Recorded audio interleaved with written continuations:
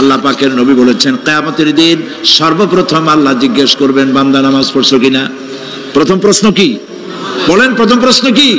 যার নামাজ কবুল তার সমস্ত নেক আমল মঞ্জুর, যার নামাজ কবুল হবে না কোনোটাই মঞ্জুর হবে না। কথা বুঝতে পেরেছেন? নামাজ সঠিকভাবে আদায় করতে হবে। নবী করিম সাল্লাল্লাহু আলাইহি সাল্লাম ইন্তেকালের 5 দিন আগে থেকে জ্বরাক্রান্ত হলেন, রোগাক্রান্ত হলেন, জ্বরে আর মাথার যন্ত্রণায় অস্থির হয়ে যেতে লাগলেন, বেহুশ হন আবার হুশ হন। যেদিন তিনি ইন্তেকাল করবেন তার আগের দিনেও তিনি জোহরের নামাজ পড়ার জন্য সাহাবীদের কাঁধের উপরে ভর দিয়ে নামাজ পড়তে গেছেন, পা উঁচু করে নিতে পারেন নাই, পা টেনে টেনে নিয়েছেন। তিনি সেখানে খুতবা দিলেন, বললেন ও আমার উম্মতেরা, এই পৃথিবীতে আল্লাহ রাব্বুল আলামিন তার এক বান্দাকে পৃথিবীর সব জাগতিক সম্পদ দিতে চেয়েছিলেন, কিন্তু সেই বান্দা সব জাগতিক সম্পদকে উপেক্ষা করে আল্লাহর সঙ্গে দিদার করা বেশি পছন্দ করেছেন। কেউ কিছুই বুঝলো না। হযরত আবু বকর রাদিয়াল্লাহু তাআলা আনহু খুব কাঁদতে লাগলেন। তিনি বুঝতে পেরেছেন যে এই পৃথিবীতে সমস্ত সম্পদ দিতে চেয়েছিলেন আল্লাহ যাকে, তার নাম বিশ্বনবী। তিনি সবগুলি উপেক্ষা করে আল্লাহর সঙ্গে দিদার করা বেশি পছন্দ করেছেন। আমরা অতি তাড়াতাড়ি নবীজি থেকে নবীর এতিম হয়ে যাব। পরের দিন ইশার নামাজের রক্ত হলো, আজান হয়ে গেল, মসজিদে মুসল্লিরা ভরে গেছে, সাহাবায়ে কেরাম সব এসে গেছেন। হুজুরের জন্য বহুক্ষণ অপেক্ষা করার পর হযরতে আবু বকর রাদিয়াল্লাহু তাআলা আনহু তিনি ইমামতির জায়গায় দাঁড়ায় গেছেন। নবীজি বেহুশ অবস্থায় ছিলেন ঘরের মধ্যে। হুশ আসার পর তিনি হযরত আয়েশাকে বললেন, আয়েশা, মসজিদে নববীতে এখন কি হতেছে? তিনি বললেন, নামাজ হচ্ছে, লোকেরা আপনার অপেক্ষা করেছে, কিন্তু আপনাকে না পাইয়া দীর্ঘক্ষণ অপেক্ষা করার পর আপনাকে না পেয়ে আমার বাবার ইমামতিতে তারা নামাজ পড়তেছে, কিন্তু মুসল্লিদের মধ্যে কান্নার রোল পড়ে গিয়েছে। তাদের ধারণা হয়েছে নবীজির জায়নামাজে যখন হযরত আবু বকর দাঁড়ায় গেছে, নবীজির পিছনে নামাজ পড়া আর আমাদের কিসমতে হবে না। নবীজি বলছেন, আয়েশা রে, মসজিদে নববীর দিকের দরজাটা খুলে দাও, আমি নামাজের দৃশ্য দেখতে চাই। দরজা খুলে দেওয়া হলো। নবীজি কোন রকম মাথা উঁচু করে মসজিদে নববীতে নামাজের দৃশ্য নিজে অবলোকন করে আবার শুয়ে পড়লেন। হযরত আয়েশা লক্ষ্য করে দেখেন নবীজির চোখের পানি দিয়ে কোনা দিয়া পানি বেয়ে বেয়ে পড়ছে। হযরত আয়েশা প্রশ্ন করলেন, ইয়া রাসূলুল্লাহ, নামাজের দৃশ্য দেখি কাঁদছেন কেন? হুজুর বলেন, আয়েশা রে, এটা কোনো দুঃখের পানি নয়, আমি কাঁদতেছি এই জন্যে, এই নামাজের জামাত কায়েমের জন্য তায়েফের ময়দানে অনেক রক্ত ঝরেছে, আবার উহুদের ময়দানে দান দান শহীদ হয়েছে, সাহাবায়ে কেরাম জীবন দিয়েছে। আজ আমি দেখতে পেলাম আমার উম্মতেরা জামাতে নামাজ পড়ছে। আমার ধারণা হলো ভবিষ্যতে কিয়ামত পর্যন্ত আমার উম্মতেরা এইভাবে জামাত বন্দী হয়ে নামাজ আদায় করবে। নবীজি আবার বেহুশ হয়ে পড়লেন। মসজিদে নববী থেকে আজ আর কেউ বাড়ি যায় না, সবাই কান্দে। আজ রাত বোধহয় নবীজি কাটাবেন না। মেয়েরা কাঁদতেছে, সাহাবায়ে কেরাম কাঁদতেছেন, আজওয়াজে মুতাহারাত তারা কাঁদতেছেন। নবীজির আবার হুশ হলো, তাকায় দেখেন ঘরের মধ্যে কান্নাকাটি, মসজিদে নববীতে কান্নাকাটি। সব থেকে বেশি কাঁদতেছেন মা ফাতেমা। নবীজি হযরত ফাতেমার কান্না দেখে ইশারা করলেন, কাছে আয়। হযরত ফাতেমা রাসূলের কাছে গেলেন। নবীজি কানে কানে কি যেন বললেন, কান্নাটা বন্ধ হয়ে গেল। হযরত আয়েশা জিজ্ঞেস করলেন, মা, তোমার আব্বা তোমার কানে কি বললো আর কান্না বন্ধ হয়ে গেল? হযরত ফাতেমা বলে, আম্মাজি, আমার আব্বা আমাকে বললেন, মা ফাতিমা, তোমার কান্না আমার বরদাস্ত হয় না, কেঁদো না, আমি মৃত্যুর পরে সকলের আগে তোমার সাথে আমার দেখা হয়ে যাবে। হযরত ফাতেমা বলছেন, আম্মাজি, আমি বুঝতে পেরেছি আমার আব্বার এই কথার অর্থ কি। নবীজির ইন্তেকালের পরে আত্মীয় স্বজনের মধ্যে সবার আগে আমার মৃত্যু হবে, আর আমার পিতার সাথে আমি মিলিত হতে পারবো। রাত যখন শেষ হয়ে এলো, নবীজির হুশ হয়েছে। তাকায় দেখেন হযরত জিবরাইল দাঁড়ানো। হযরত জিবরাইল নবীজির চেহারা মোবারকের দিকে তাকায় বলেন, আসসালামু আলাইকা ইয়া রাসূলুল্লাহ। আল্লাহ আপনাকে সালাম বলেছেন, আর আল্লাহ পাক জানতে চেয়েছেন আপনার মুখে আপনি কেমন আছেন। আল্লাহ জানেন আপনার অবস্থা কি, তারপরেও আপনার মুখে শুনতে চেয়েছেন আপনি কেমন আছেন। নবীজি বলছেন, জিবরাইল বড় কষ্টে আছি, বড়ই যন্ত্রণা, বড়ই কষ্ট। হযরতে জিবরাইল বলছেন, ইয়া রাসূলুল্লাহ, আজকে এক নতুন ফেরেশতা আমি সাথে করে নিয়ে এসেছি। এই ফেরেশতা পৃথিবীর কোন নবী অথবা কোন মানুষের কাছে যাওয়ার জন্য অনুমতি চায় না, আজ আপনার কাছে অনুমতি ভিক্ষা চায় কাছে আসার জন্য। ওই ফেরেশতার নাম হচ্ছে মালাকুল মউত। হযরতে মালাকুল মউত বলেন, ইয়া রাসূলুল্লাহ, এই পৃথিবীতে আদম আলাইহিস সালাম থেকে নিয়ে পর্যন্ত কোন মানুষের জান কবজের জন্য আমার অনুমতি চাওয়া লাগে নাই, আর কোনোদিন লাগবে না। আজ আমি আসার সময় আল্লাহ বলেছেন আপনার জান কবজের জন্য আমি যেন আপনার কাছে অনুমতি ভিক্ষা চাই।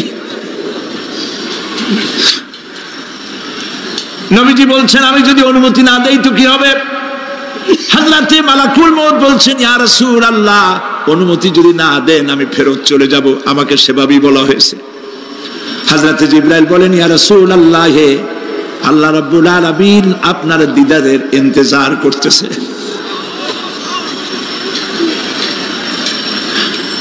নবীজি বলছেন, মালাকুল মউত, তুমি জান কবজের কাজ শুরু করো। মালাকুল মউত যখন কাছে এসেছে, রাসূল জিজ্ঞেস করলেন, আয়েশা, ঘরে যে কয়েক টুকরা স্বর্ণ ছিল সেগুলোর কি অবস্থা? ছোট ছোট 6 টুকরা স্বর্ণ ছিল। হযরত আয়েশা বলছেন, হুজুর আমি এগুলো রেখে দিছি। হুজুর বলছেন, না, রাখতে পারবে না, আমার ইন্তেকালের আগে খয়রাত করে দাও।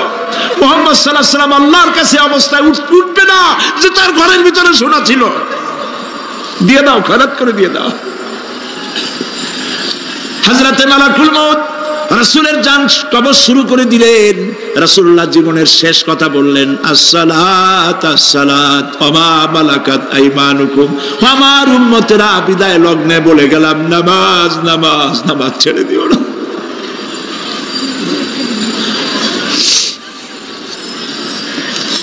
প্রিয় ভাইরা, নবী করিম সাল্লাল্লাহু আলাইহি ওয়াসাল্লাম জীবনের শেষ কথা বলে গেছেন নামাজ। সেই নামাজে আমাদের যত সব অবহেলা, স্ত্রীকে নামাজ পড়ান, বউকে নামাজ পড়ান, ছেলে মেয়েকে নামাজ পড়ান। দোকানদার ভাইরা যখন আজান হয়ে যাবে দোকান বন্ধ করে দেন, আপনি আপনার কর্মচারীরা নামাজ পড়তে যান। যতটুকু সময় নামাজ পড়তে গেছে এই সময় বিক্রি করলে যা লাভ হইতো, এরপরে বিক্রি করলে আল্লাহ 10 গুণ বেশি বরকত দিতে পারেন। পারেন কিনা? পারেন কিনা? পারেন। আল্লাহর বিশ্বাস করেন, আল্লাহ আপনার বরকত দিবে। আপনার কর্মচারী, দোকানদারে, বাড়ি ঘরে স্ত্রী পুত্র পরিজন যারা আছে সবাইকে নামাজি বানাবার জন্য চেষ্টা করেন। নামাজ রোজা ইত্যাদি করুন। মিথ্যা বলবেন না, ওজনে কম দিবেন না, খাদ্যে ভেজাল দিবেন না, ঘুষ খাবেন না, ঘুষ দিবেন না, মানুষের উপর অত্যাচার করবেন না, কাউকে কষ্ট দিবেন না, মানুষ যেন আপনার ব্যবহারে কষ্ট না পায়। আল্লাহ পাক বলেছেন, ওয়াকুলু লিন্নাসি হুসনা, মানুষের সাথে সুন্দর সুন্দর কথা কও।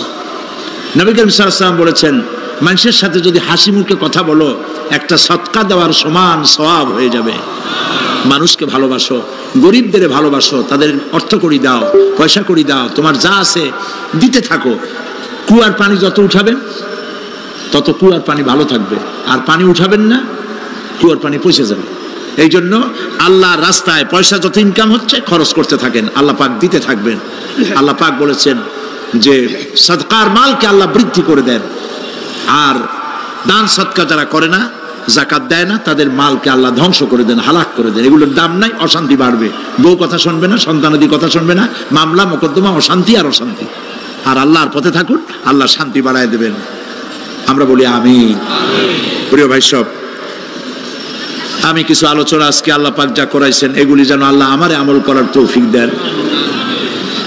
আমি মাঝে মধ্যে ভয় পাই, একদিন তো এই খবর নিশ্চয়ই হবে যে সাইদি বিদায় হয়ে গেছে।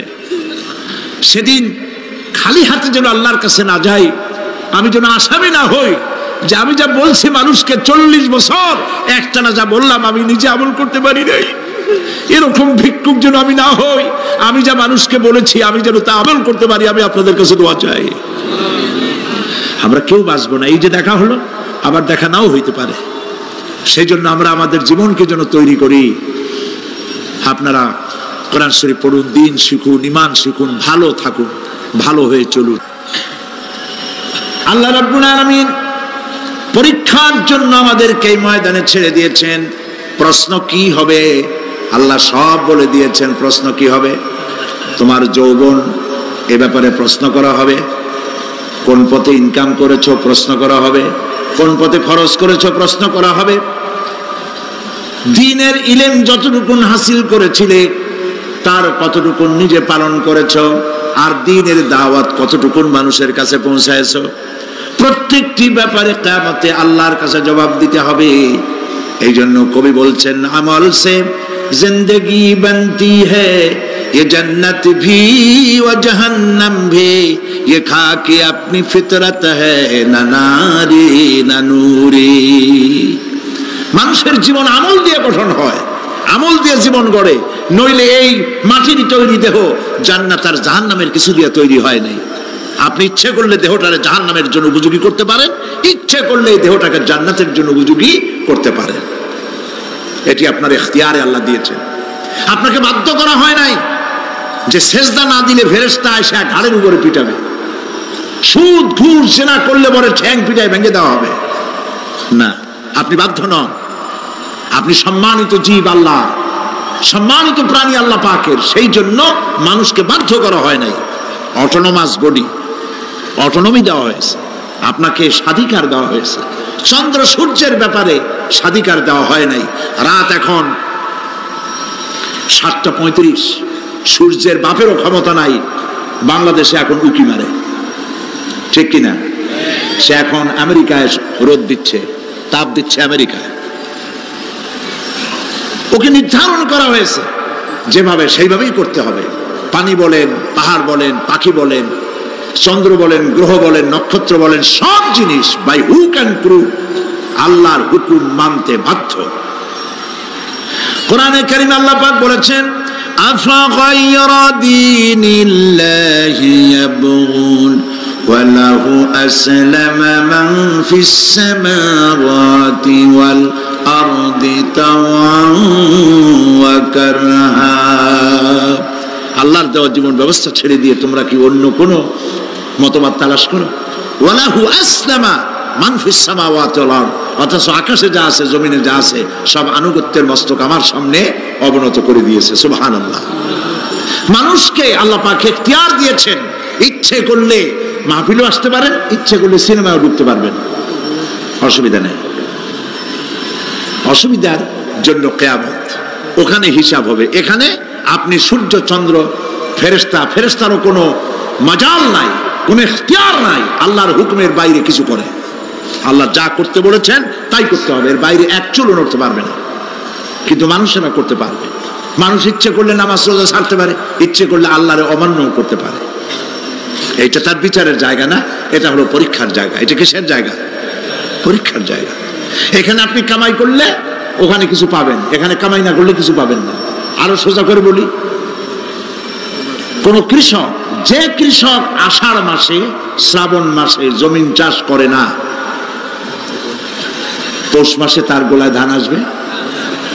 কথা বোঝেন নাকি বোঝেন না? পৌষ মাসে গোলায় ধান আসবে? কোনো পাগলও বলবে না যে তুমি তো চাষই করো নাই, তুমি জমিনে, তোমার জমিনের ফসল তোমার ঘরে আসবে কেন? কাজী এই দুনিয়ায় পরীক্ষা দিলে এখানে রেজাল্ট হয়, এখানে গাছ লাগাইলে এখানে ফল দেয়। কিন্তু মানুষের জন্য আল্লাহ পাক যে আমল তৈরি করেছেন, পরীক্ষা নেবেন, সেই পরীক্ষার রেজাল্ট এখানে হবে না।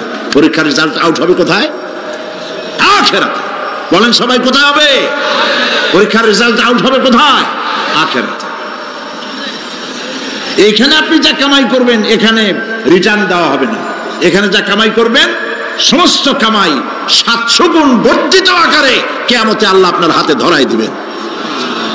আল্লাহর ওয়াদা কখনো মিথ্যা হয়? মিথ্যা হয় রাজনৈতিক দলের নেতারা, এই জাতীয় লোকেরা যারা মঞ্চে আসে আর বলে যে এবার আমাদের ভোট দেন, আমরা ক্ষমতায় যাইতে পারলে আপনারা না খাইয়া কেউ মরবেন না। কিন্তু কি খাইয়া মরবে তাও কয় না। সেদিন শুনলাম এই যে নির্বাচন এখন একটা চলতেছে, স্লোগান বাপ দাঁড়াইছে, ছেলে তো বলে রহিম ভাই আমার ভাই, তোমার ভাই, বাপের নাম রহিম। তারপরে শুনলাম বলতেছে বেগুন ভাইয়ের চরিত্র, আজকাল নাম রাখে তো আদর করে বেগুন পটল, বেগুন ভাইয়ের চরিত্র ফুলের মতো পবিত্র।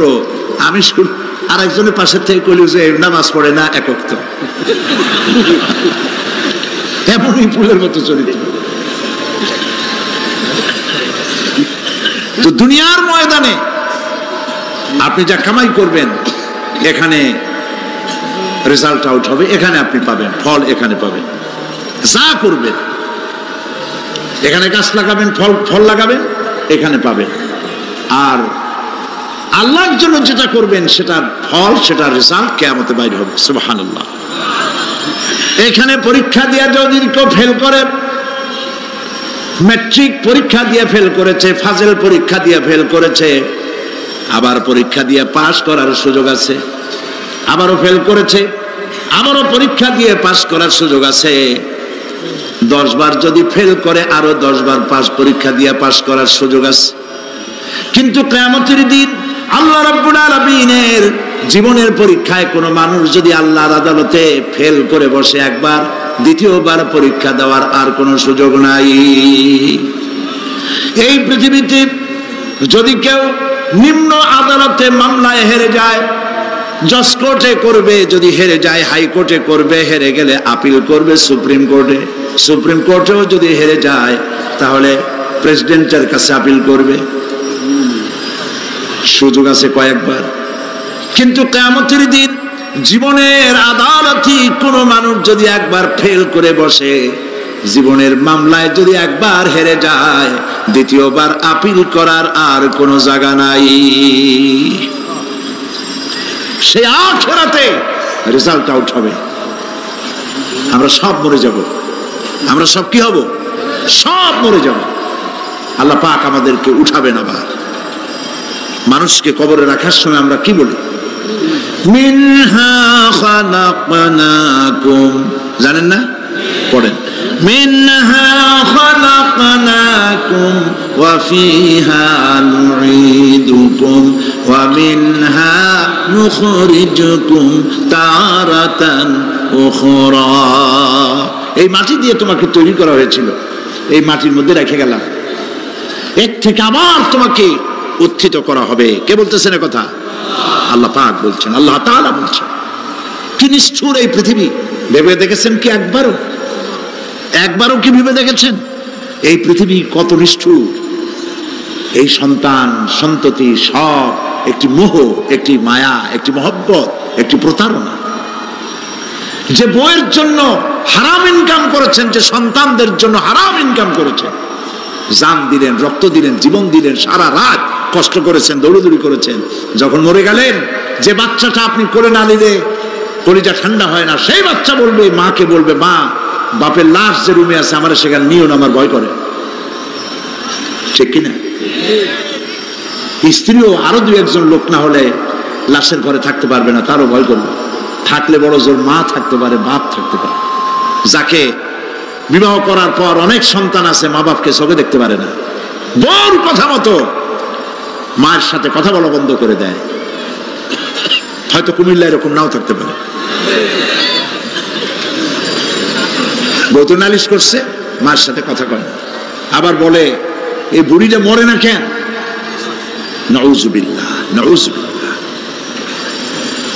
বুড়িটারে মরার কথা বলতেছো তুমি। তোমার ছোট্টবেলায় যখন তোমার টাইফয়েড হয়েছিল, অসুখ করেছিল, গরিব বাবা, বাড়িতে ল্যাপ নাই, খাতা নাই, তোষক নাই, সেই জায়গায় মা তার কাপড় বিছায় দিয়া বুকের উপরে নিজের শরীরের উষ্ণতা দিয়া বাঁচায় রাখার চেষ্টা করেছে, নিজে না খেয়ে খাওয়াইছে, অসুখ সারে না।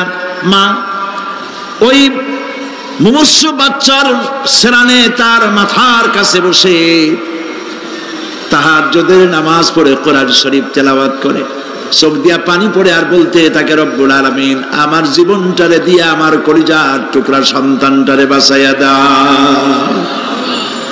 যেই মা নিজের জীবন দিয়া সন্তান বাঁচাইতে চাইলো, সেই সন্তান আজকে বউ পাইয়া মাকে ভুলে যায়, মায়ের সাথে খারাপ ব্যবহার করে। আল্লাহ রাব্বুল আলামিন বলেছেন, মা বাবার সঙ্গে খারাপ ব্যবহার করো না, ভালোবাসায় কথা বলো। ওয়াকুল লাহুমা কাওলান কারীমা, সম্মানসূচক কথা বলো।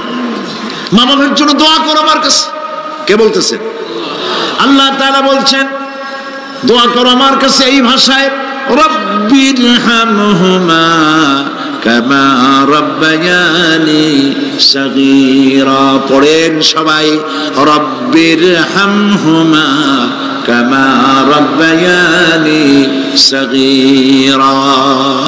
আয় আমার রব, আমার মা বাপ যেমনি ছোটবেলায় আমাকে অত্যন্ত যত্ন করে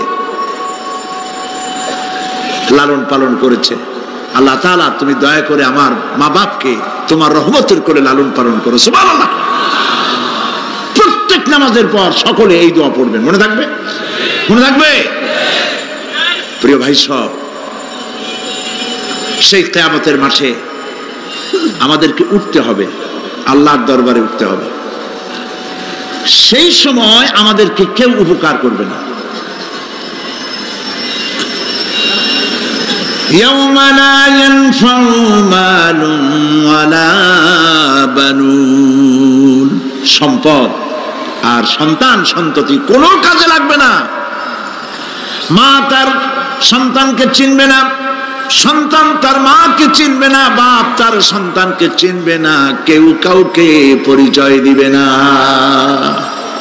কি মারাত্মক অবস্থা!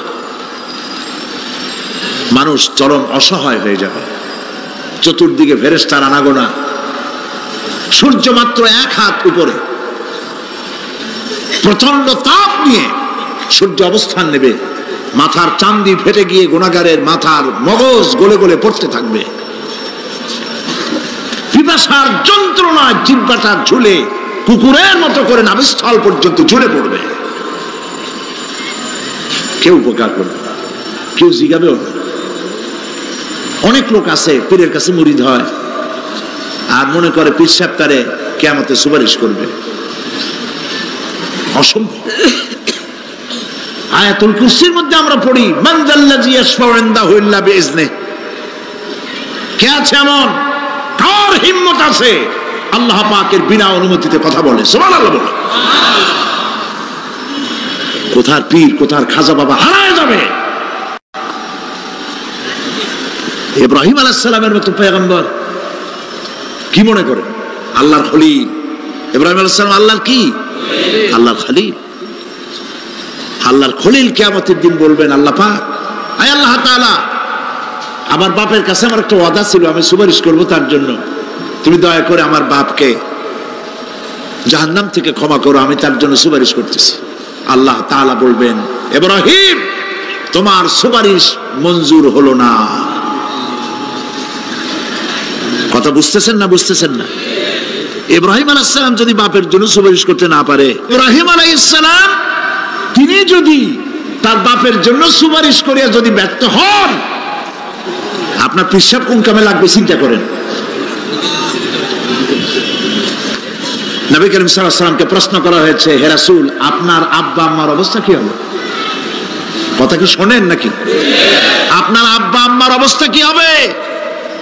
নবী করিম সাল্লাল্লাহু আলাইহি ওয়াসাল্লাম বলেছেন, আমি আমার আব্বা আম্মার কোন উপকারে আসব না। ইন্না লিল্লাহি ওয়া ইন্না ইলাইহি রাজিউন। তাহলে কোন সাহসে মনে করতেছেন কোন পীর কোন একটা বিদেশ থেকে দেশের থেকে একটা নাজিল হলো আর ওইটার পিছনে পিছনে দৌড়াবেন, সে আপনারা নাজাত দেবে, তার পায়ে চুমা খাবেন? এই পায়ে হাত দিয়ে কদম বুঝি করা বাদ দেন। টাকা ইনকাম করার জন্য মানুষকে ভুল পথে পরিচালিত করছে অনেক পীর। আছেন এমন? খালি মানুষে টাকা দেয়, জামায় অনেক পকেট, খালি টাকা নেয় সমানে ঢুকাইতে থাকে চতুর্দিক দিয়ে, বাইরে বোঝার উপায় নাই। কিন্তু অনেক পীর আছে এমন, ঢাকা শহরে বড় বড় মার্কেটের মালিক, আমি জানি বড় বড় মার্কেটের মালিক, বিরাট ব্যবসায়ী, জামা পরিষ্কার করে না 2 মাসেও, মানুষকে দেখাবার জন্য গামছাটা নাকের কাছে ধরে ফত ফত করে আওয়াজ করে, মনে হয় যেন কাঁদতেছে। আর্টিফিশিয়াল তাসান্নুর, হাবিজাবি জিকির শিখায়। লা ইলাহা কতক্ষণ, ইল্লাল্লাহ কতক্ষণ, আল্লাহ আল্লাহ কতক্ষণ, কোথায় পাইছো? ইল্লাল্লাহ ইল্লাল্লাহ কিসের জিকির? ইল্লাল্লাহ মানে কি? আল্লাহ ছাড়া, আল্লাহ ছাড়া, আল্লাহ ছাড়া, আল্লাহ ছাড়া কি? কাজী রাসূলুল্লাহ যা করেন এগুলি বেদাত। এই সব পীরের পাশে যাবেন না, মনে থাকবে।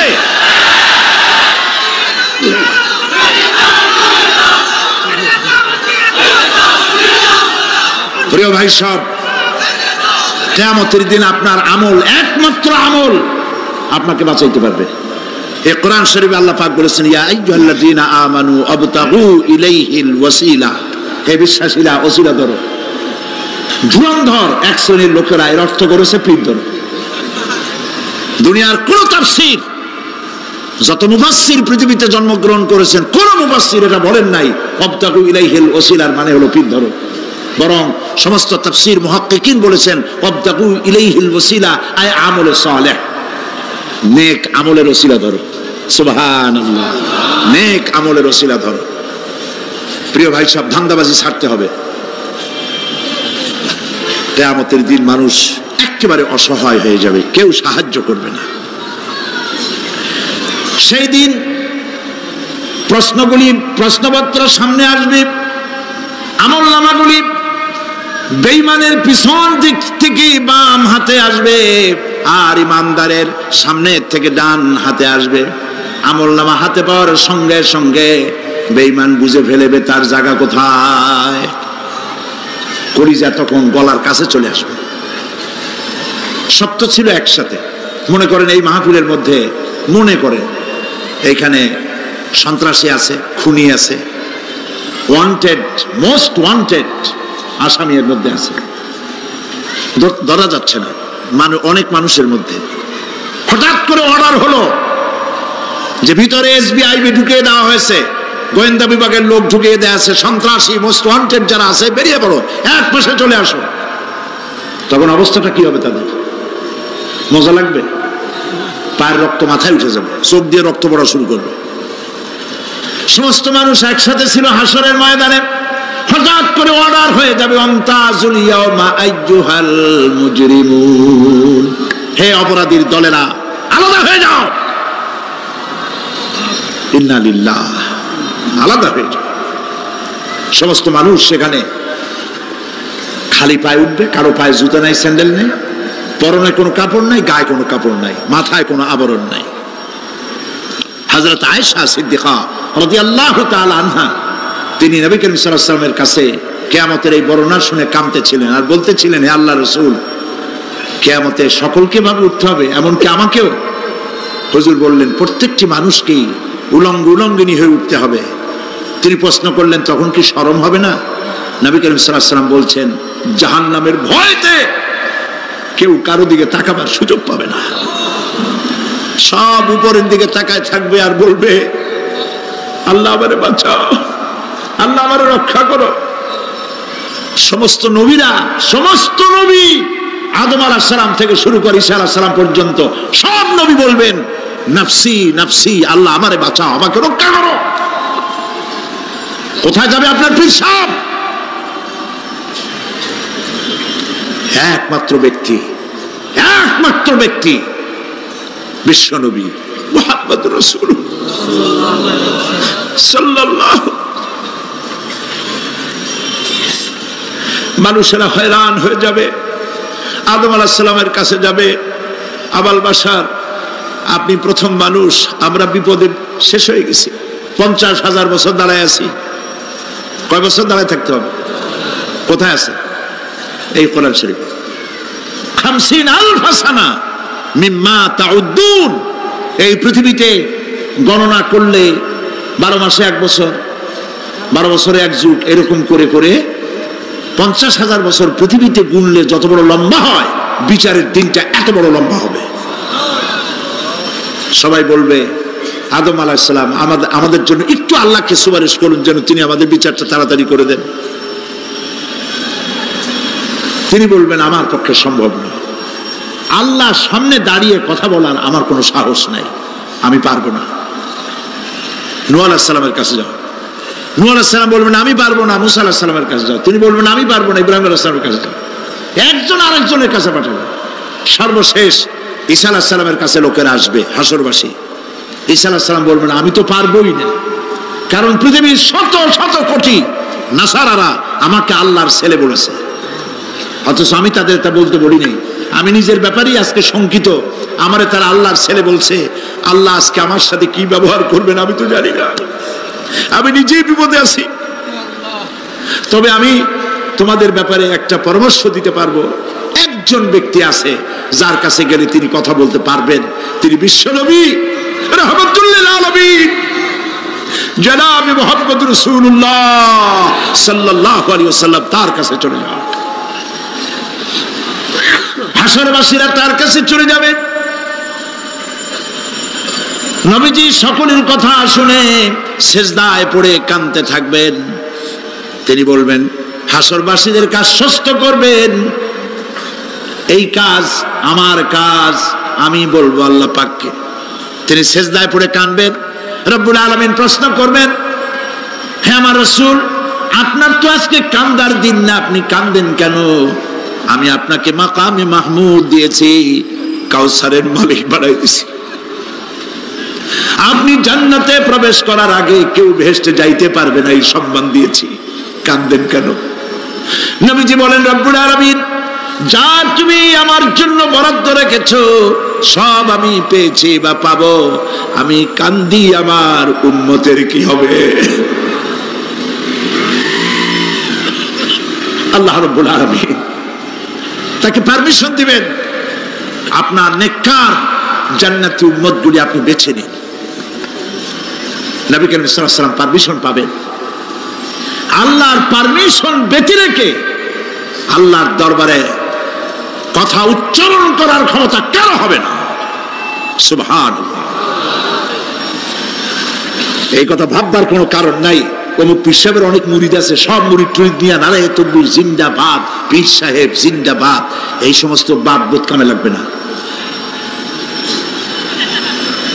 ওয়া কুল্লুহুম ইয়াতিহি ইয়াউমাল কিয়ামাতি ফারদা। কিয়ামতের দিন প্রত্যেককে একজন একজন করে আসতে হবে আল্লাহর দরবারে। আল্লাহ বলেছেন একজন একজন একজন, মিছিল করার উপায় নেই। আল্লাহ রাব্বুল আলামিনের দরবারে হাজির হয়ে যাবে সেই কঠিন হাসরের ময়দানে বাঁচার জন্য।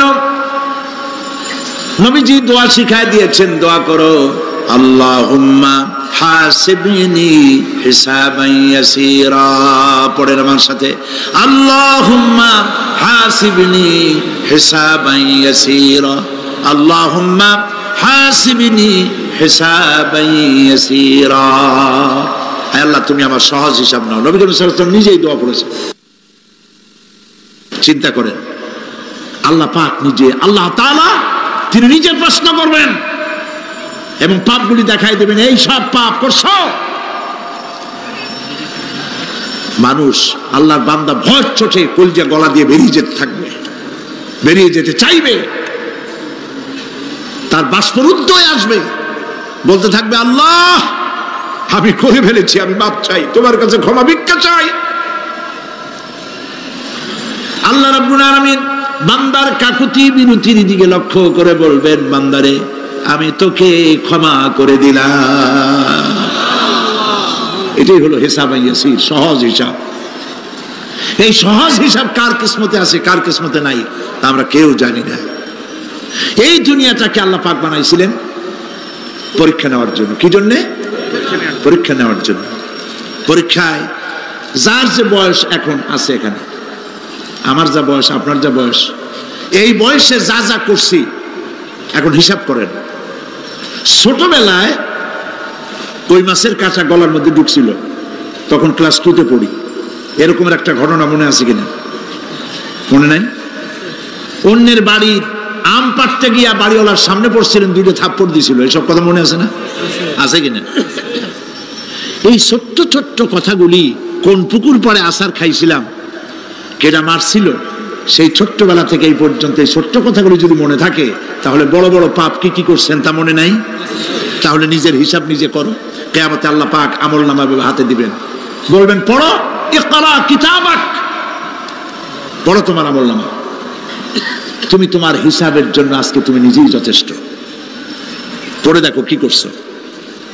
ইন্না লিল্লাহি ওয়া ইন্না ইলাইহি রাজিউন।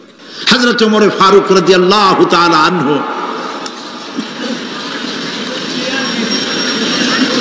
তিনি একবার অন্ধকার রাত্রে যাচ্ছিলেন, পিছনে ছিল অনেক লোকজন ছিল।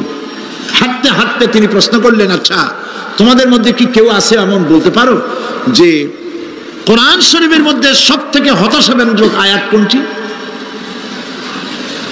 একজন জবাবে বললেন, অন্ধকার, পিছনে অন্ধকারের মধ্যে পিছন থেকে একজন জবাব দিল, ফামাইয়ামাল মিসকালা যাররাতিন খায়রান ইয়ারা ওয়া মাইয়ামাল মিসকালা যাররাতিন শাররান ইয়ারা।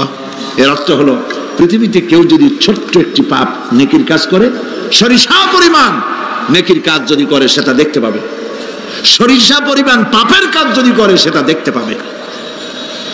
ওমর রাদিয়াল্লাহু তাআলা কাঁদতেছিলেন, কিয়ামতে সব নেকি আর পাপ যা যা করছি সব দেখানো হবে।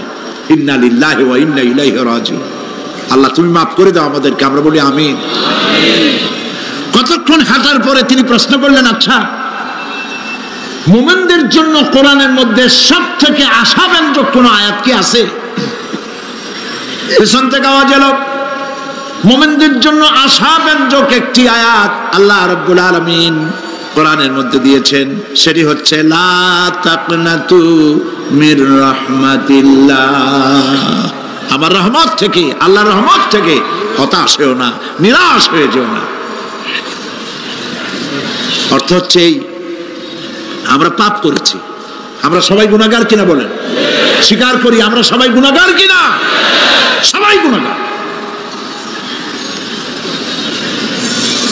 এই গুনাহগার মানুষগুলি যদি গুনায় তওবা করে, গুনার জীবনে করব না তওবা করে কেউ যদি আল্লাহর রহমতের দিকে এক বিঘত অগ্রসর হয়, হাদিসে কুদসির ভিতরে এসেছে আল্লাহ পাক বলেন, আমি আমার ওই বান্দার দিকে এক হাত আগায়া যাই।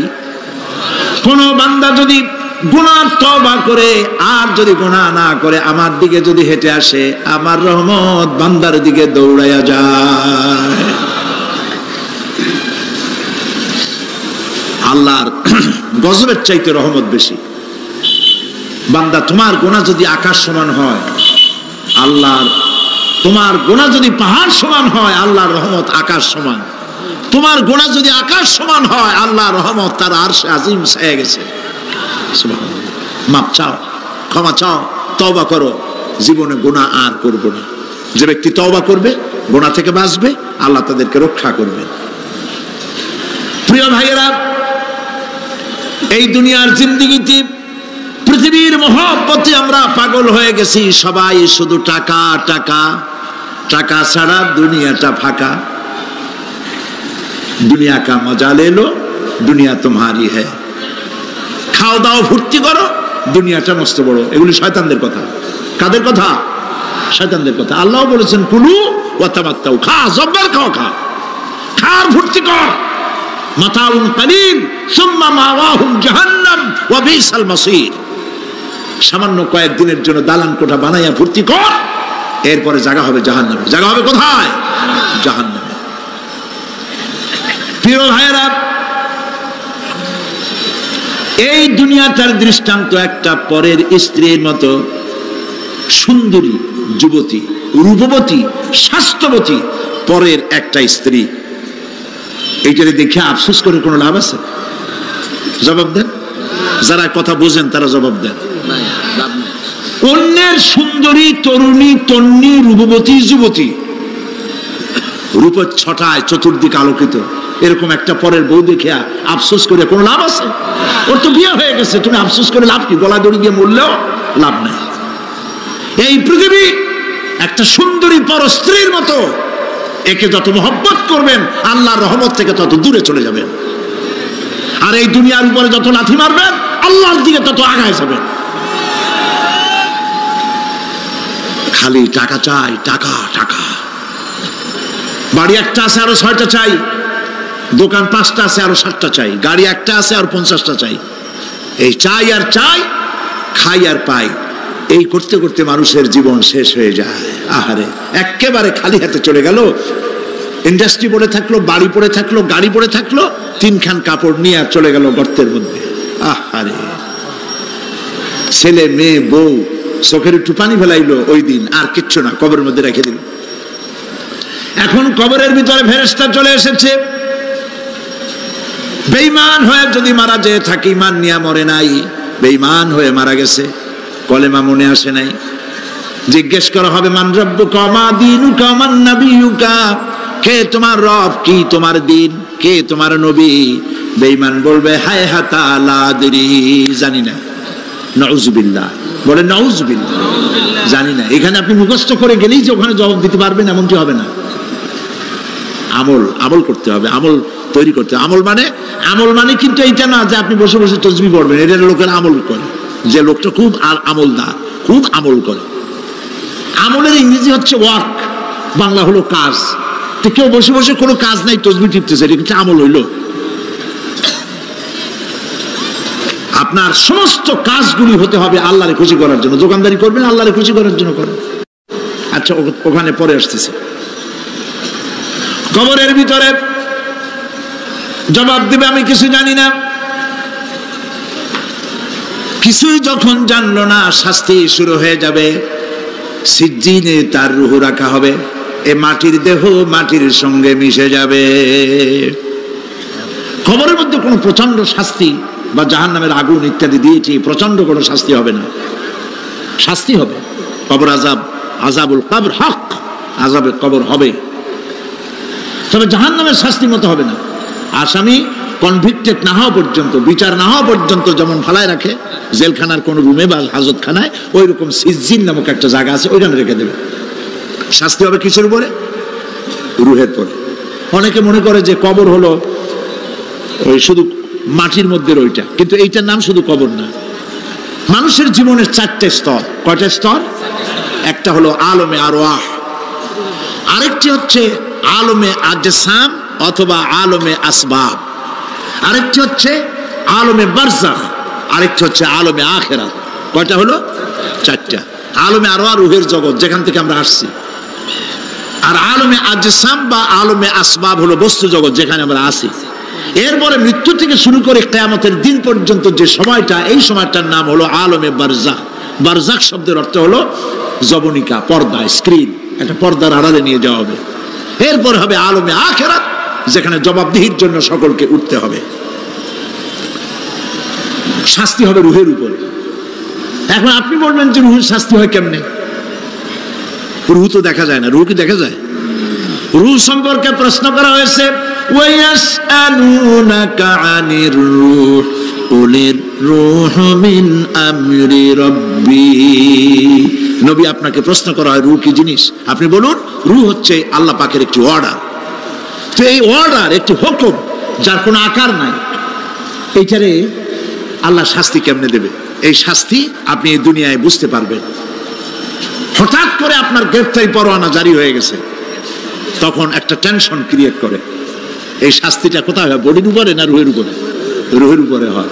ঘুমায় আছেন, স্বপ্নে দেখতেছেন বাঘে তাড়াইতেছে, বউ কাছে শোয়া, পুলিশে তাড়াইতেছে, বাঘে তাড়াইতেছে, সাপে তাড়াইতেছে, ঘেমে ভয়, আপনি ভয়তে ঘেমে হার্টবিট এত বাড়ছে, ঘুমের থেকে জেগে বউরে ধমকাচ্ছেন যে আমার বাঘে তাড়াইলো, তুমি একেবারে নাক ডেকে জন্মের মতো ঘুমাইতেছ।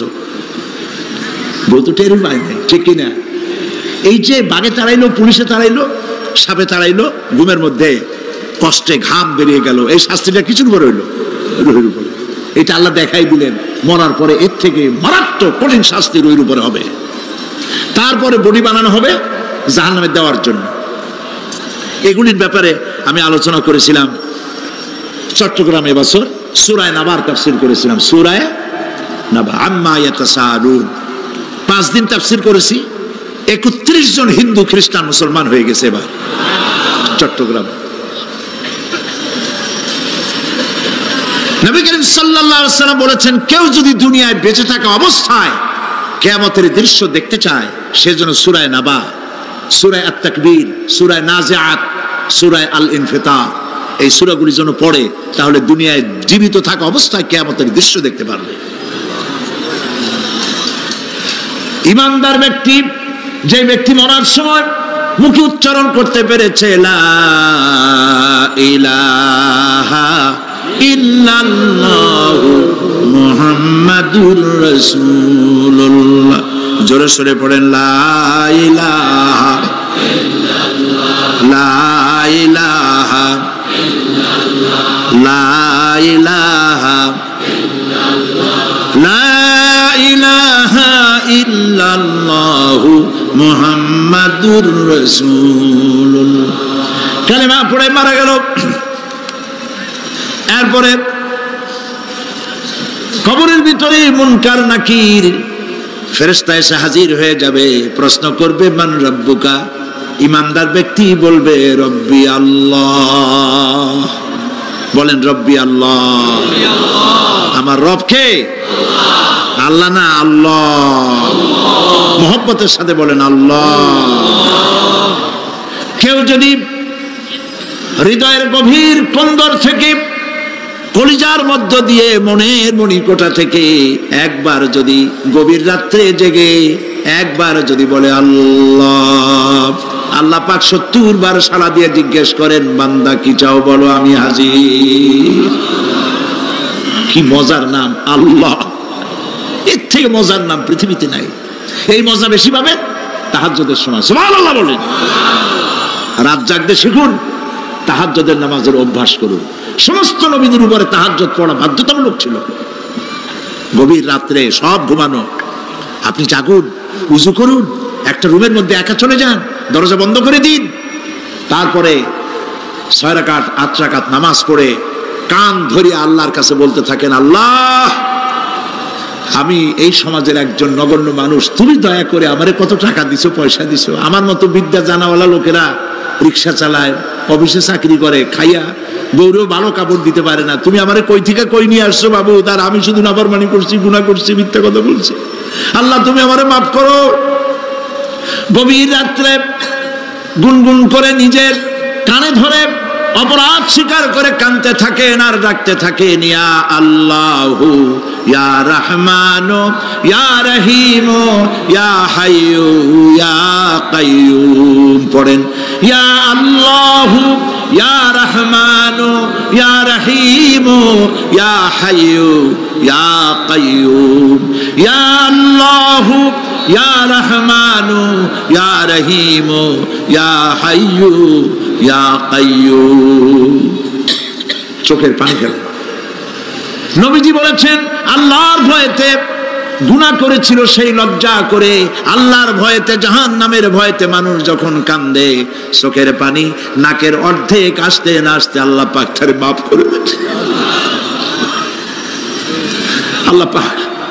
মা, বাচ্চা যদি কান্দে মা সইতে পারে? বলেন। মায়ের চাইতে আল্লাহর মহব্বত কম না বেশি? মহব্বতকে আল্লাহ পাক ১০০ ভাগ করেছেন, ১ ভাগ সারা বিশ্বের মাঝে ছড়িয়ে দিয়েছেন, আর ৯৯ ভাগ আল্লাহ তার নিজের মধ্যে রাখছেন। একটা ভাগ ছেড়ে দিলেন পৃথিবীতে, সেই ভাগের থেকে যেটুকুন মুরগি পেল, মুরগি তার বাচ্চা ঠেকাবার জন্য চিলের সাথে লড়াই করে, শিয়ালের সাথে লড়াই করে, গরু হাতির সাথে লড়াই করে, মানুষ তার সন্তানকে বাঁচাবার জন্য জীবনটাও দিয়ে দেয়। একটা ভাগের যতটুকুন পেলাম, সেই মহব্বত যদি আমার এত তীব্র হয় স্ত্রীর জন্য, সন্তানের জন্য, তাহলে ৯৯টা ভাগ মহব্বত যে আল্লাহর কাছে বান্দার জন্য, তার দয়া কত বেশি। এই জন্য কবরের ভিতরে প্রশ্ন হবে, কে তোমার রব? মুমিন ব্যক্তি বলবে রব্বি আল্লাহ, আমার রব আল্লাহ। ওয়ামা দীনুকা, তোমার দিন কি? বলবে দীনুন আল ইসলাম। ওয়ামান নবিয়ুকা, তোমার নবীকে?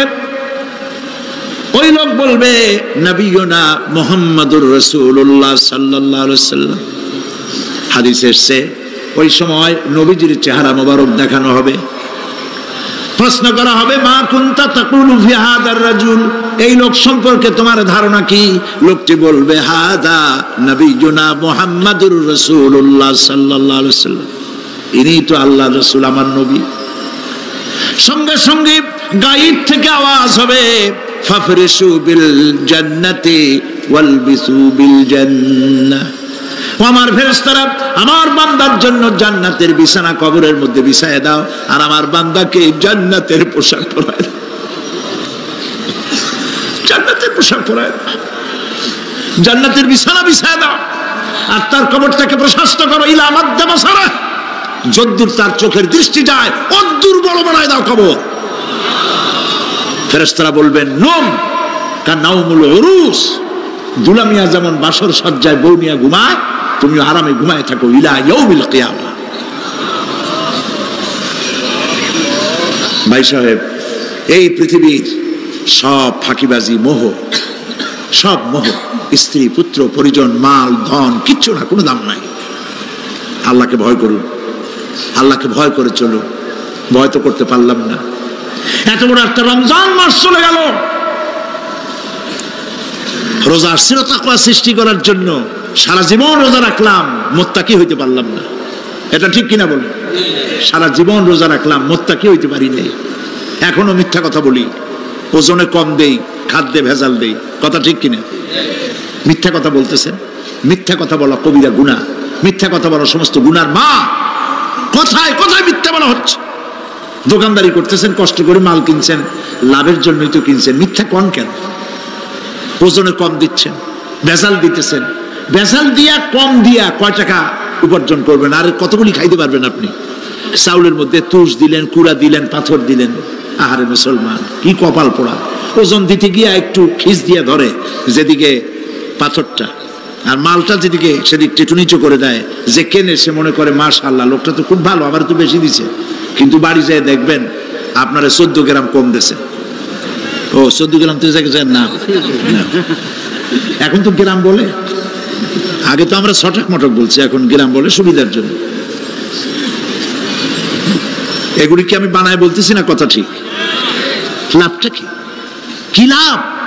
জমিনের আইল ঠেলতেছেন, পরের জমিন দখল করতেছেন, বোনেরে ঠকাইছেন, ভাইরে ঠকাইছেন, ভাইয়ের সম্পত্তি ফেরত দেন নাই। আহা, এই যে দুরবস্থার সৃষ্টি হলো, আমলের পরিবর্তন হলো না। মসজিদ বানাইছি সব দালান, মসজিদগুলি সব বিল্ডিং হয়ে গেছে। নবী করিম সাল্লাল্লাহু আলাইহি ওয়াসাল্লাম বলেছেন, মাসাজিদুহুম আমিরাতুন ওয়া হিয়া খারাবুম মিনাল হুদা। মসজিদগুলি সব দালান হয়ে যাবে শেষ যুগে। এগুলি নবী করিম সাল্লাল্লাহু আলাইহি ওয়াসাল্লামের ভবিষ্যৎবাণী। মসজিদগুলি কি হবে? সব বিল্ডিং হয়ে যাবে। ওয়া হিয়া খারাবুম মিনাল হুদা, হেদায়েত থেকে খালি হয়ে যাবে।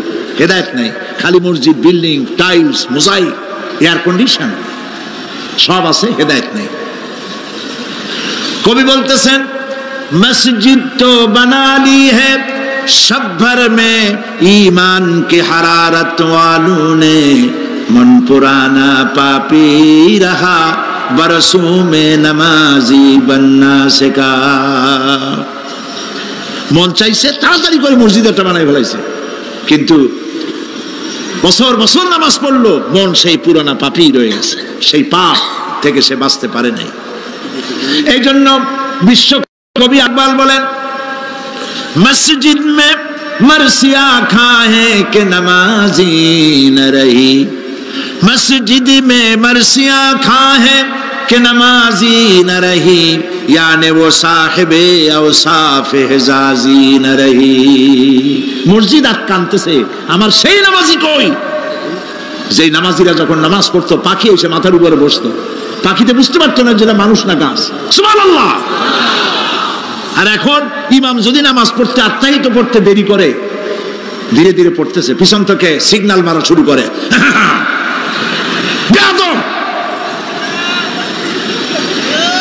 ইমাম যদি নামাজের মধ্যে, ইমামকে কখনো গলায় কাশি দিয়ে আপনি ডিকটেট করতে পারবেন না, বেয়াদবি, নামাজ নষ্ট হয়ে যাবে। অনেকে করে কিনা বলো, ওর নিজেরটা শেষ হয়ে গেছে, এই জন্য ইমাম করে না কেন, সেই জন্য কাশি দেয়। এটা ফাজলামি করার জায়গা নয়। প্রিয় ভাই সব, সুতরাং আমল যদি ভালো না হয়, মসজিদ সুন্দর বানায় লাভ হবে না। আমল যদি ভালো না হয়, সুন্দর জামা টুপি পরে কোনো লাভ হবে না। শরীরে হয়েছে ক্যান্সার আর মাথায় মারতেছে লক্ষ্মী বিলাসের তেল, লাভ আছে? বলেন লাভ আছে? কোনো লাভ নাই। আমল পরিবর্তন। মিথ্যা ছাড়তে হবে, মিথ্যা ছাড়তে হবে। ওয়াদা করতে পারবেন যে মিথ্যা আর বলবো না? পারবেন?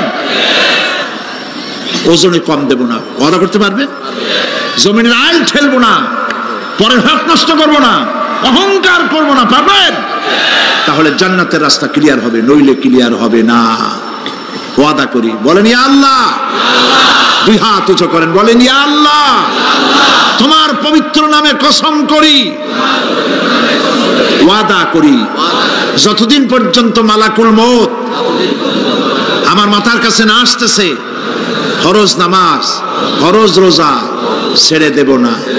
ইয়া আল্লাহ, আর মিথ্যা কথা বলবো না, ওজনে কম দেব না, খাদ্যে ভেজাল দেব না, অধীনস্থ নারীদেরকে বেপরদা রাখবো না, অহংকার করব না, সুদ খাবো না, সুদ দেব না, ঘুষ খাবো না, ঘুষ দেব না, শিরক করব না, বেদাত করব না। আল্লাহ তাআলা তুমি দয়া করে আমার ওয়াদা কবুল করো, আমিন। হাত নামা। আল্লাহ পাক কবুল করুন, সবাই বলেন আমিন। যদি এই ওয়াদা পালন করতে পারি, জান্নাতের রাস্তা ক্লিয়ার হয়ে যাবে। আর ওয়াদা পালন করতে পারবো না, ওয়াজের মাহফিল আইসা কোনো লাভ নেই। বছরের পর বছর ওয়াজ শুনবেন, আমলের পরিবর্তন হবে না, কোনো লাভ নাই। দোকানদারেরা ওজন টোজন ঠিক মতো দেন, মিথ্যা কথা বলা বাদ দেন, ওজন একটু কমাইয়ে কমাইয়ে দিয়া, খাদ্যে ভেজাল দিয়া কোনো লাভ নাই। এগুলি আপনি কবরে নিতে পারবেন না, শুধু পাপ আর পাপ। কথা বুঝে আসছে আপনাদের? প্রত্যেকটি মানুষকে তাওহীদবাদী হতে হবে, শিরক মুক্ত হতে হবে। শিরক হলো মাজারগুলিতে গিয়ে মনের আশা আকাঙ্ক্ষা সেখানে বলা, এটি হচ্ছে শিরক। এই কাজ আপনারা করবেন না। কুমিল্লা কি মাজার আছে?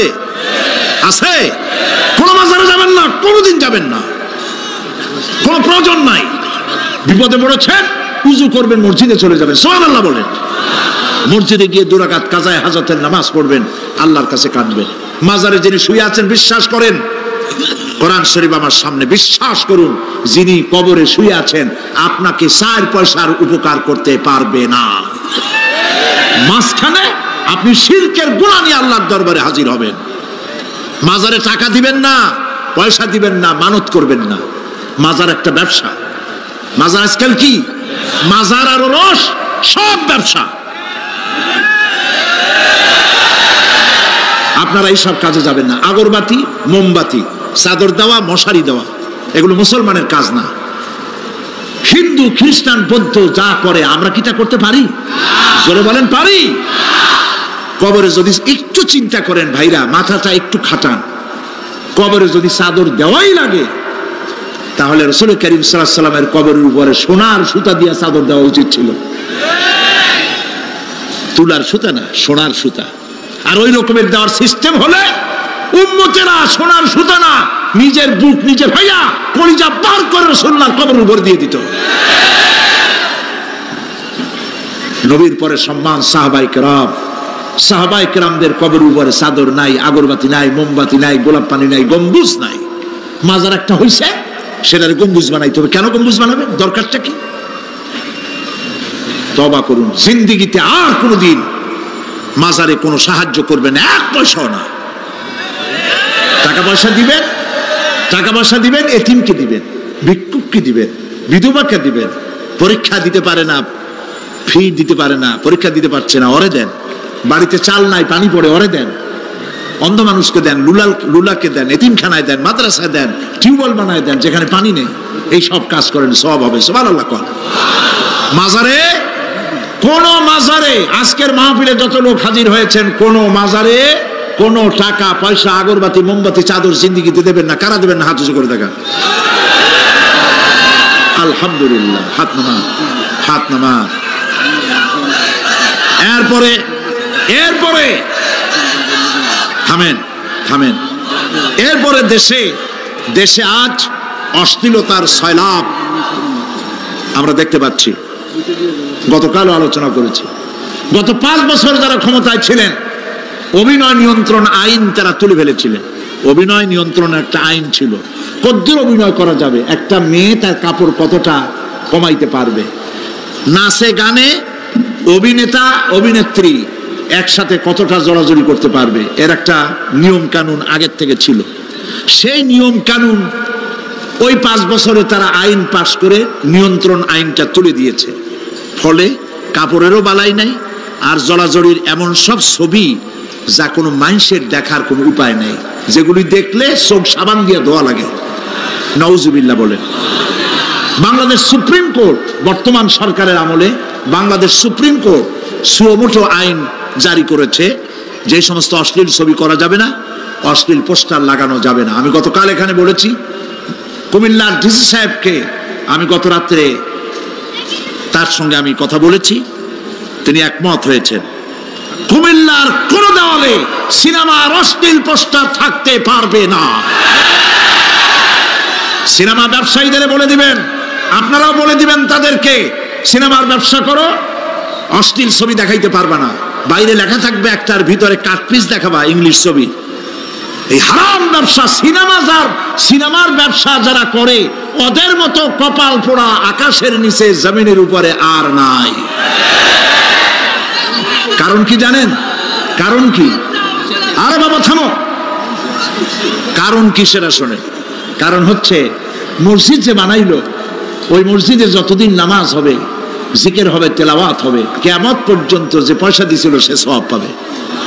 আর সিনেমা যে বানাইলো, সিনেমা দেখা এরকম বই কি কুমিল্লা আসছে, এমন একটা লোকেরা বলাবলি করতেছে সুবহানাল্লাহ, এমন একটা ছবি আসছে যারাই দেখলো সব উমরা করতে রওনা হয়ে গেছে। এমন ছবি আসছে যা দেখা সমস্ত মানুষ তাহাজ্জুদ পড়া শুরু করছে। এরকম হয়েছে।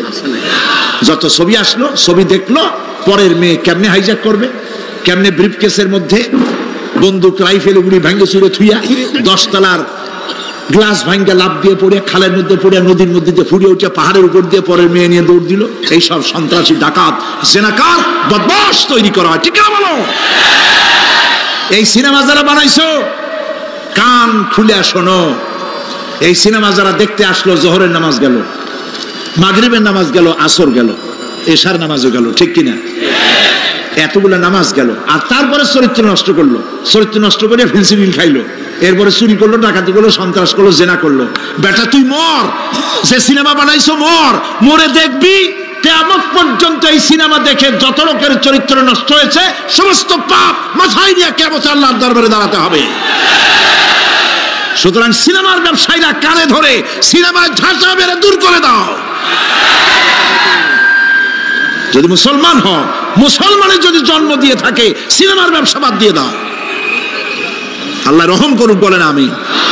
কপাল পোড়া না হইলে সিনেমার ব্যবসা, এত ব্যবসা থুইয়া তুমি মানুষের চরিত্র ধ্বংস করার জন্য ব্যবসা করতেছ।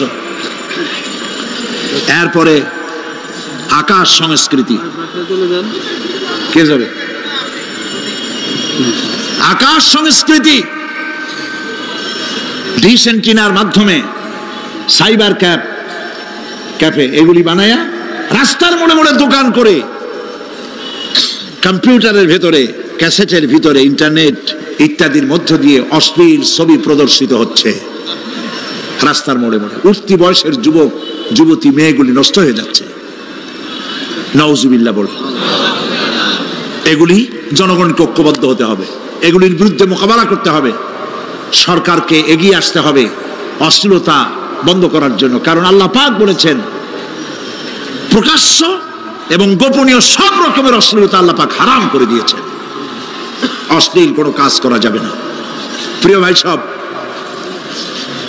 আমরা যদি আমাদের আমলকে গঠন করতে পারি, কিয়ামতের দিন নাজাত পাবো। আমল যদি গঠন করতে না পারি, তাহলে কিয়ামতের দিন বাঁচার কোনো উপায় নাই। প্রিয় ভাইয়েরা, এখন মোনাজাত হবে, মোনাজাতের পর আজান হবে। রব্বানা যালামনা আনফুসানা ওয়া ইন লাম তাগফির লানা ওয়া তারহামনা লানাকুনান্না মিনাল খাসিরিন। সবাই পড়েন আমার সাথে, রব্বানা যালামনা আনফুসানা ওয়া ইন লাম তাগফির লানা ওয়া তারহামনা লানাকুনান্না মিনাল খাসিরিন। হে আল্লাহ তাআলা, তোমার আরশে আজিম থেকে তাকায় দেখো, কুমিল্লার ঈদগাহ ময়দানে, বিশাল ময়দান, রাস্তাঘাট, মানুষ উপচে পড়েছে। লাখো জনতা আমরা গুনার বোঝা নিয়ে তোমার দরবারে হাত তুলেছি। রব্বুল আলামিন আমাদের গুনার দিকে তাকায়ও না, আমাদের চোখের দিকে আর মুখের কাকুতি মিনতির দিকে তাকায়া আমাদের জিন্দেগির গুনাহ মাফ করে দাও। রব্বুল আলামিন সারা জীবন নাফরমানি করেছি, শিরক বিদআত সহ এমন কোন গুনাহ নাই যা কম বেশি আমরা করি নাই। আল্লাহ তাআলা দয়া করে আমাদের জীবনের গুনাহ মাফ করে দাও। আয় আল্লাহ তাআলা আমাদের মধ্য থেকে যাদের আব্বাজান দুনিয়া থেকে বিদায় হয়ে গেছে, আমাদেরকে কত কষ্ট করে তারা মানুষ করেছিলেন, আজকে তারা দুনিয়ায় নাই। আল্লাহ তাআলা বিদেশে যদি আত্মীয় স্বজন চলে যায় মাসে মাসে অথবা প্রতিদিন টেলিফোনে খবরও পাওয়া যায় আমাদের মা বাপ দুনিয়া থেকে বিদায় হয়ে গেছে, বছরের পর বছর, যুগের পরে যুগ, কি অবস্থায় আছে কোনো খবর জানি না। রব্বুল আলামিন আমাদের গর্ভধারিণী জনম দুঃখিনী মা নিজে না খেয়ে আমাদেরকে খাওয়াইছেন, গর্ভে রেখে কষ্ট করেছেন, ডেলিভারি করতে কষ্ট করেছেন, 2.5 বছর বুকের দুধ খাওয়াইয়া মানুষ করেছেন। আমাদের মা বাপ যাদের দুনিয়া থেকে বিদায় হয়ে গেল, আল্লাহ কবরটাকে জান্নাতের টুকরা বানায়া দাও। রব্বির হামহুমা কামা রব্বায়ানি সগীরা। সবাই পড়েন রব্বির হামহুমা কামা রব্বায়ানি সগীরা। আয় আল্লাহ তাআলা সারা পৃথিবীতে আজ মুসলমানদের বড়ই দুর্দিন, মুসলমানদের পক্ষে কথা বলার লোক আজ আর নাই। আল্লাহ তাআলা কাশ্মীরের মুসলমানেরা কষ্ট পেতেছে, তাদেরকে পাখির মতো গুলি করে হত্যা করা হচ্ছে, প্যালেস্টাইনি মুসলমানদেরকে অভিশপ্ত ইহুদিরা মারতেছে। আল্লাহ তাআলা বাগদাদের যে ইরাকে অনেক নবীর মাজার আছে, মাহবুবে সুবহানি, কুতুবে রব্বানি, শেখ মহিউদ্দিন আব্দুল কাদের জিলানী রহমতুল্লাহ আলাইহি যে মাটিতে শুয়ে আছেন, মুসলমানের দেশ। আয় আল্লাহ তাআলা কাফেররা সব ঐক্যবদ্ধ হয়েছে, মুসলমান দেশগুলি শেষ করে দেবে। আল্লাহ তোমার কাছে সাহায্য চাই। চেচনিয়া, বসনিয়া, প্যালেস্টাইন, কাশ্মীর সহ দুনিয়ায় যত জায়গায় মুসলমানেরা বিপদে আছে, আল্লাহ তুমি নিজে সাহায্য করো। রব্বুল আলামিন আমরা মুসলমান, আমরা গুনাহ করেছি, সাহায্য চাবার মতো যোগ্যতা হারিয়ে ফেলেছি। আল্লাহ আমরা স্বীকার করি আমরা গুনাহগার। আয় আল্লাহ আমরা 1000 বার স্বীকার করি, নত শিরে স্বীকার করি আমরা গুনাহগার। কিন্তু একটা ভালো পরিচয় আমাদের আছে, সেই পরিচয়টা হলো আমরা তোমার হাবিবের উম্মত। আয় আল্লাহ তাআলা তোমার হাবিবের সাদকায় আল্লাহ তুমি দুনিয়ার মুসলমানদের দিকে রহমতের নজরে তাকাও। আল্লাহ আমাদের জীবনের গুনাহ মাফ করে দাও। আল্লাহ মুসলমানদেরকে তুমি সাহায্য করো। রব্বুল আলামিন কিয়ামতের দিন যেদিন পায়ের নিচে হবে তামার মতো মাটি, গুনাহগারের মাথার চান্দি ফেটে গিয়ে মগজগুলো গলে গলে পড়বে, জিহ্বাটা নাভিস্থল পর্যন্ত ঝুলে পড়বে, ময়দানে সারা পড়বে পানি পানি বলে। আল্লাহ ওই দিনে তোমার হাবিবের হাতের কাউসারের পেয়ালা আমাদের নসিব করে দিন। তোমার হাবিব বলেছেন 3000 বছর ধরে তুমি জাহান্নামের আগুনকে উত্তপ্ত করেছো, রক্ত মাংসের শরীর নিয়ে আমরা আগুনে জ্বলতে পারবো না। আল্লাহ জাহান্নামের আগুন আমাদের জন্য হারাম বানায়া দাও। আল্লাহুম্মা আজিরনা মিনান নার। সবাই পড়েন আল্লাহুম্মা আজিরনা মিনান নার, আল্লাহুম্মা আজিরনা মিনান নার। আয় আল্লাহ তাআলা আমাদের আকীদা, আমাদের বিশ্বাস হলো এই, আমরা এখন কোথায় বসা তুমি দেখতে পাচ্ছ, আমরা কি বলতেছি তুমি নিশ্চয়ই শুনতে পাচ্ছ। তুমি একটু তাকায় দেখো তো বাবু, এতগুলি হাত তো কোনো পীরের দরবারে ওঠে নাই, কোনো বাজারে গিয়ে ওঠে নাই, কোনো মন্ত্রীর কাছে ওঠে নাই, কোনো প্রেসিডেন্টের কাছে ওঠে নাই। রাজা ধীরাজ, সম্রাটের সম্রাট, বিশাল আকাশের মালিকের কাছে হাত তুলেছি, মালিক খালি হাতে ফেরত দিও না, মালিক খালি হাতে ফেরত দিও না। হে আকাশের মালিক, হে জমিনের মালিক, হে আমাদের রব, আমাদেরকে খালি হাতে ফেরত দিও না বাবু। আল্লাহুম্মা লা তারুদ্দানা খাইবিন, আল্লাহুম্মা লা তারুদ্দানা খাইবিন। আল্লাহ তাআলা একেবারে কিচ্ছু না দিয়া খালি হাতে ফেরত দিও না বাবু। কয়েক সেকেন্ড আমি আপনাদের জন্য ছাড়লাম। মাথা নিচু করুন, চক্ষু বন্ধ করুন, যার যা বলার বলেন, দোয়া কবুল হয়ে যাবে ইনশাআল্লাহ। বলেন, যার যা বলার দরকার মিনতির সাথে কাকুতি মিনতি করে বলেন।